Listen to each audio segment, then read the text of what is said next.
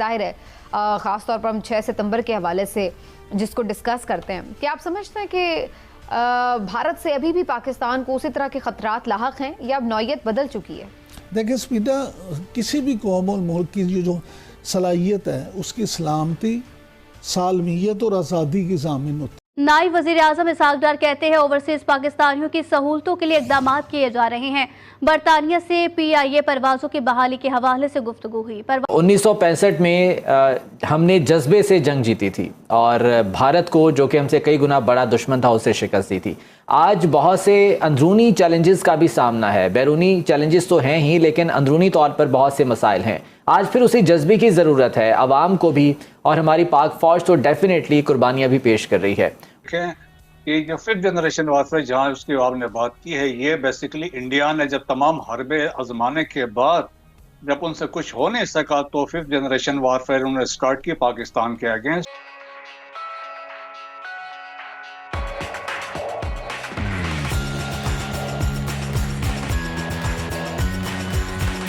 आप ये एक बात याद रखें, दिफाई सलाहियत की मैं बात कर रहा हूँ। इंडिया का मामला जो है आपके साथ वो ये है कि इंडिया आपका एक अज़ली दुश्मन है। इंडिया की प्रॉब्लम ये है कि हमने क्योंकि यहाँ इकट्ठे थे और फिर आज़ादी हासिल की, तो इंडिया को हमारी आज़ादी एक आंख नहीं पाती।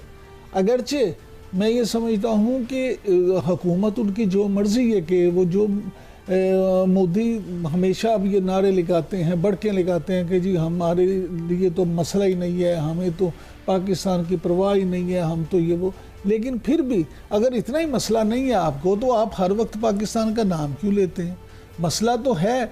दूसरी बात ये है कि आज जो आर्मी चीफ ने कश्मीर का भी जिक्र किया, तो ये भी एक समझे कि खित्ते में अमन क्यों नहीं है। ये सारी जो चीज़ें हैं उसकी बुनियादी वजह तो मसला कश्मीर है। पाकिस्तान और इंडिया में मेन डिस्प्यूट क्या है? तो ये मामला इस तरह से है कि इंडिया जो है उसका पाकिस्तान उसकी आंख में हर वक्त खटकता रहता है। लेकिन इमरान साहब, इसके साथ साथ मेरा ख्याल है हमें इस पहलू पे भी गौर करना चाहिए कि अब वो रिवायती जंगें हम कम ही देख रहे हैं। ख़ासतौर पर अगर हम इंडिया पाकिस्तान के तनाजुर में देखें तो इंडिया ने जितनी मईशत अपनी एक उसका साइज़ बड़ा किया है, जितना वो बाकी ममालिक के लिए, दुनिया के लिए इस खित्ते में सबसे इम्पॉर्टेंट कंट्री बन चुका है, और जो उसको मुख्तलिफ आलमी मामलात के तनाजुर में अहमियत उसको मिलती है, तो ये जो उसने अपना एक गेन किया है वो एक अपनी जगह है। लेकिन पाकिस्तान में तो हम अपने हालात देखें तो हम तो पीछे की तरफ गए हैं। हमने तो अपनी मईशत हमारी इस वक्त ये है कि हर वक्त हमें डिफ़ॉल्ट के ख़तरे लाक रहते हैं, हर वक्त हम कर्ज मांगते फिर रहे होते हैं, हर वक्त हमें बस कुछ मज़ीद पैसे चाहिए होते हैं कि 2 महीने हमारे और गुजर जाएं। तो हमारी मईशत के तो ये हालात हैं। तो अब जो दुनिया है वो उसका सेटअप, उसका स्पेक्ट्रम, उसका पर्सपेक्टिव बिल्कुल एक डिफरेंट हो चुका हुआ है, और लोग उसी को अहमियत देते हैं जिसकी मईशत स्ट्रॉन्ग होती है, जिसके पास अब पाकिस्तान इतनी बड़ी हालांकि मार्केट बन सकता है लाइक इंडिया, जहाँ पे 1 अरब से ज़्यादा आबादी है। पाकिस्तान की भी 25 करोड़ आबादी है, तो पाकिस्तान भी बड़े ज़्यादा ममालिक के, जो ज़्यादा आबादी वाले ममालिक हैं उनकी सफ़ में है। लेकिन जिस तरह से इंडिया ने अपने लिए रास्ते खोले हैं उस तरह हम नहीं खोल सके। तो इस बात को भी तो हमें कहीं ना कहीं एड्रेस करना है कि सिर्फ हमने दिफाई उसके तौर पर, यकीनन उस पर कोई कॉम्प्रोमाइज़ नहीं होना चाहिए, दिफाई तौर पर हमें मजबूत होना है, लेकिन मजबूती सिर्फ हथियारों से नहीं आएगी। वो जब तक हमारी मईशत मजबूत नहीं होगी, जब तक हमारा सिस्टम मजबूत नहीं होगा, हमारा इंफ्रास्ट्रक्चर मजबूत नहीं होगा, हमारा ओवरऑल जो एक इस वक्त हर वक्त हम एक क्योस की कैफियत में रहते हैं, जब तक ये चीज़ें हमारी सेटल नहीं होंगी तो उस वक्त तक हम क्या कहें कि जी हम इंडिया से मुकाबला कर सकते हैं या उस तरह। हमारे लिए तो अगर किसी ने हमें नुकसान पहुंचाना है तो वो इतना भी अगर कर ले कि अपना असर रसूख इस्तेमाल करे, और अगर हमारे कर्ज बंद हो जाएं, कर्जे रिस्केजुअल ना हो, तो हमारे लिए तो 4 दिन गुजारने मुश्किल हो जाएंगे। उसको अटैक करने की क्या ज़रूरत है हमारे ऊपर? सुमिना, ये जो आपने थीसिस पेश किया है ना, ये बिल्कुल ठीक है, लेकिन आप एक चीज़ को ज़हन में रखें कि इंडिया ने अपनी आबादी को ही अपना हथियार बनाया, और इसमें उनके सियासतदानों ने हमेशा से एक पॉजिटिव किरदार अदा किया। वहाँ पे उनके जो सियासत, देखें किसी भी कौम को लेके चलना उसके लीडरों ने होता है। वहाँ पे उस तरह से आप देखें शख्सियत परस्ती है, लेकिन शख्सियत परस्ती का ये मामला नहीं है कि तमाम जमातें जो हैं वो सिर्फ अपना ये फैसला करें कि हमने इक़्तिदार की लस्ट में ही रहना है, हमने मुल्क को पीछे धकेलना है। यहाँ हमारा अलमिया ये रहा है कि हमारे यहाँ उस तरह से जमहूरियत पनप नहीं सकी, हमारे यहाँ जमहूरी इदारे पनप नहीं सके, और हमारे यहाँ उस तरह से सियासी जो हमारे रहनुमा हैं वो अपने ही ज़ाती मफाद में रहे हैं, उन्होंने मुल्क के मफाद के लिए कोशिशें जो है उस तरह से नहीं की।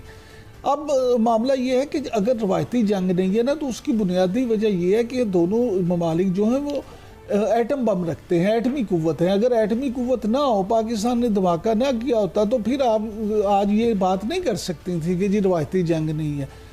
अब ये जो मामला है उसमें आपको एक बात ज़हन में रखना होगी कि पूरी दुनिया में अब जो मामला है वो तो हर बिजनेस का मामला है, कुछ लो और कुछ दो। अब वो वाले दौर ख़त्म हो गए कि पाकिस्तान की मोहब्बत में आपके साथ कोई आ जाएगा। आप देखें कि अब हमारे जो दोस्त ममालिक हैं, इस्लामी बिरादर ममालिक हैं, वो सब कहते हैं कि अच्छा हम इन्वेस्टमेंट करेंगे, तो बताएं। तो चलिए आप इस हद तक तो और it is basically non contact warfare, जिसमें प्रोपेगेंडा, मिस इन्फॉर्मेशन, डिसइन्फॉर्मेशन और र्यूमर्स वगैरह है, और इसके साथ साथ जो इनके एजेंट्स हैं जो पाकिस्तान के अंदर मौजूद होते हैं उनको यूज करना है, या पॉलिटिकल है, मिसाल के तौर पे पीटीएम के तौर पे, बलोच यकजहती कमेटी के तौर पे, या फिर टेररिज्म है, ब्रास से टीटीपी है, इनको यूज करते हैं। और देखें, जब डिजिटल टेररिज्म की हम अभी जब फिफ्थ जनरेशन को ये जिम्मेदारी तो इंडिया ने संभाली थी, अब recently it has been taken over by some जो हमारे पाकिस्तानी से, जो पाकिस्तान से बाहर बैठे हुए, वो ये काम अदा आजकल कर रहे हैं।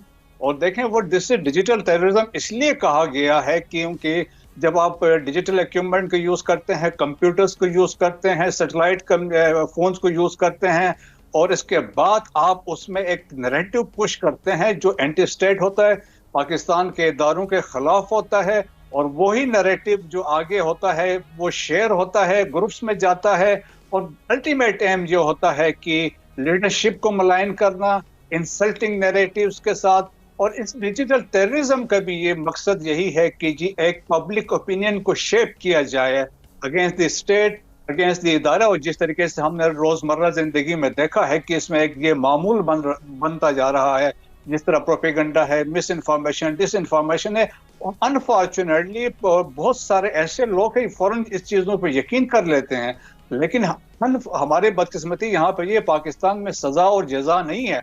में एक बहुत बेमिसाल जंग है कि इतने कम वसाइल के साथ एक रियासत जिसको आज़ाद हुए हुए तकरीबन 28 साल हुए हैं, उसके ऊपर इतनी बड़े पैमाने पे जारियत की गई, उसको उन्होंने इतने कम वसाइल, बैरूनी सैंक्शंस के बावजूद नाकाम बनाया।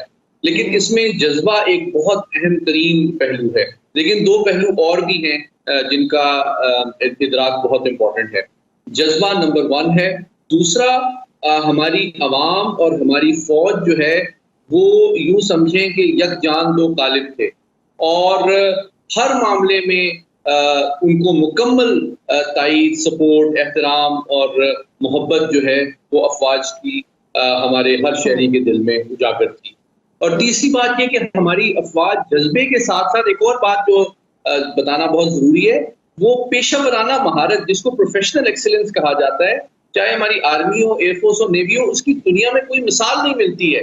मैं आज आपको एक छोटी सी बात बताता चलूं, 20 साल मगरबी ताकतें रही अफगानिस्तान के अंदर, और $2 ट्रिलियन यानी कि 2000 अरब डॉलर का असलहा और गोला बारूद उन्होंने इस्तेमाल किया अफगानिस्तान के अंदर, और जिसकी मालियत दूसरी जंगे अजीम की मालियत से ज्यादा है। इंटेलिजेंस बेस्ड ऑपरेशन 1 साल के अंदर कर रही है, और दहशतगर्दी का कला कमा कर रही है।